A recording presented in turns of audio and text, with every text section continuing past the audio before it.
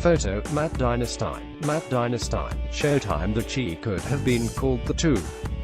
Created and written by Lena Waithe, the Emmy-winning co-star and co-writer of Master of None, this new Showtime series about a South Side Chicago neighborhood has too many characters and too much plot for its own good, and some of the individual scenes and narrative leaps are too short or too choppy to sink in as completely as they hope to.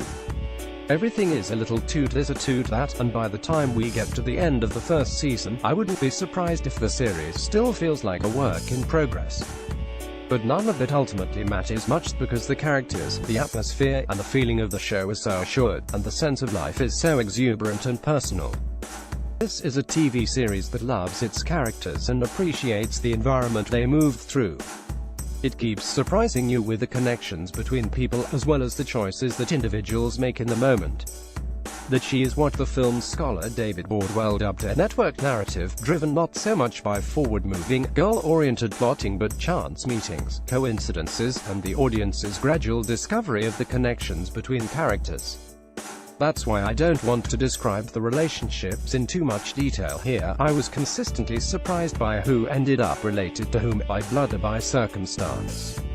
I can tell you that there's a teenager named Kobe Jack Guillory, who has huge frizzy, borderline sideshow bob hair and rides his bike all over the neighborhood, and that his initial discovery of a murder victim and his theft of the young man's shoes and necklace sets the story in motion, affecting every other character. Kobe's older brother Brandon Jason Mitchell works in the kitchen of an upscale restaurant and wants to move up to line cook and eventually open up his own restaurant with his girlfriend, Jerica Tiffany Boone, but can't quite summon the nerve. There's also an elementary school kid named Kevin Alex Hibbert, star of the first part of Moonlight, who tries out for a school production of The Wiz mainly to impress a girl he's sweet on.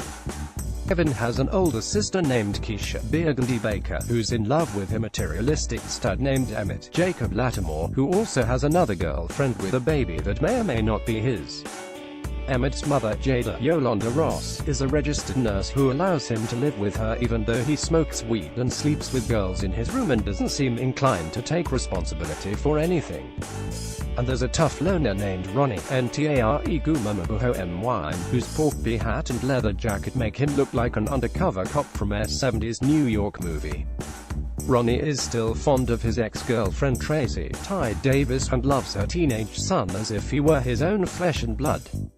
I kept writing and then deleting other sentences in the above paragraph because I realized I was prematurely spoiling things, not twists in any real sense of the word, but little details that make the Chi feel so alive.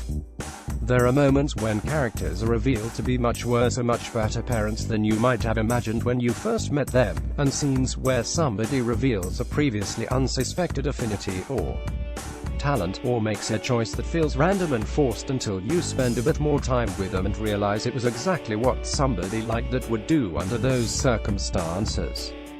The pilot, directed by Rick Famuyiwa, The Wood, Brown Sugar, introduces all the aforementioned figures plus many more, including a depressive, volatile mom played by Sonia Sohn of The Wire, and the direction and writing become more focused as the series goes on. It tries to do too much in the hours that it has, and I'll admit some trepidation about seeing yet another drama about the lives of people of color where the subplots are stitched together by violent crimes, as excellent as many of those series have been. Can't somebody do, basically, the Carmichael Show, but as a drama?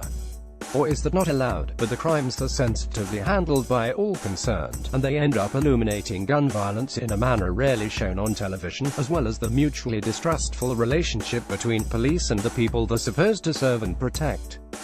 There are a lot of conversations on this show about how the government and its representatives in uniform just aren't interested in solving crimes of this nature when the victims are black.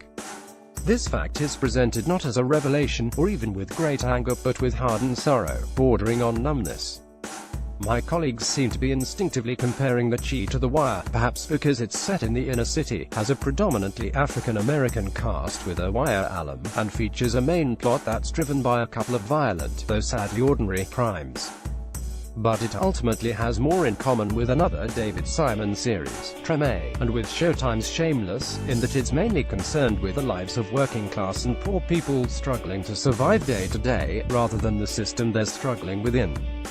It's a rare drama that bothers to remind us that even when somebody in your family dies unexpectedly, you still have to work, pay rent, and drive mom around. Yet somehow, for all the occasional horror and persistent indignity, life goes on here every day, every minute, and the Chi appreciates that as well, often pausing to take in the beauty of an intricately painted mural on the wall of a bodega, or the way the orange sunset light glints off the side of an elevated train rounding a curve.